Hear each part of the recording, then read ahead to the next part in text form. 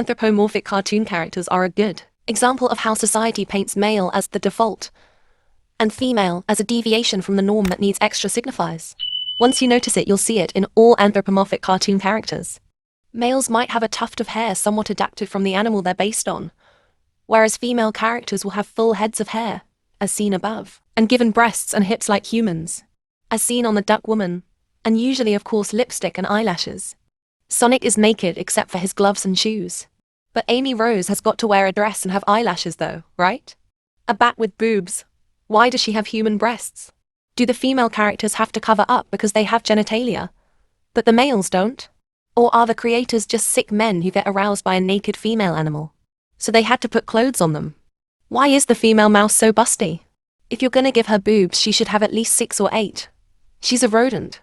Also, how did she get that human blonde hair? How does the dog in the green dress have that kind of hair? Why is the dog in the pink dress posed like that? And why are the male dogs the only ones allowed to be pantless? Why do the female chipmunks have hair like that? Their noses and mouths are all smaller than their male counterparts. They're lighter in color and they have more human-looking teeth. The 80s versions are even worse. This movie had panty shots of the underage female chipmunks too, who essentially look like little girls with animal noses. The donkey from Shrek knows this is a female dragon, because she has eyelashes and lipstick. An effing dragon with lipstick. Yet nobody ever questions this absurdity. These two are siblings. Coco is fully clothed with a human female figure. Impossible hair for an effing bandicoot. Meanwhile, Crash doesn't even have a damn neck. Him being neckless might have been because of the limitations in the first game, but it's still ridiculous. The same thing again with the makeup and eyelashes. Why is his nose extruding like a more accurate, realistic depiction of a bandicoot and hers isn't?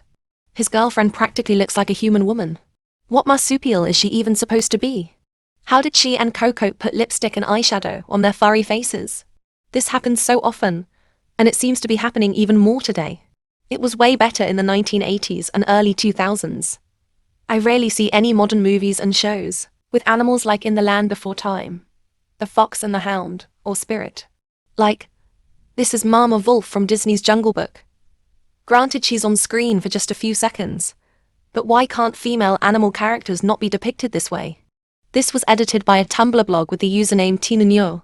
The feminizing details automatically make you start creating assumptions of her personhood.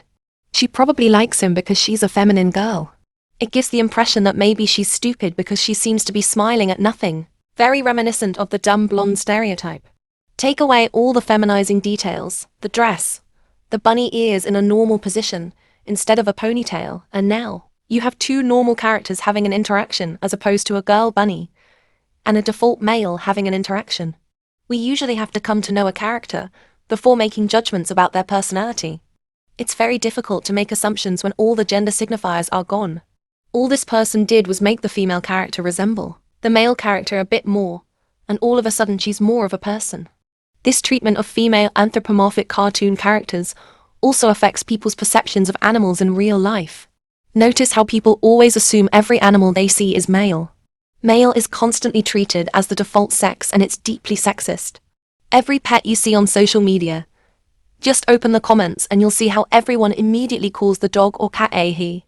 Even when the pet owner has confirmed the pet is female, people still use he/him to refer to the animal constantly.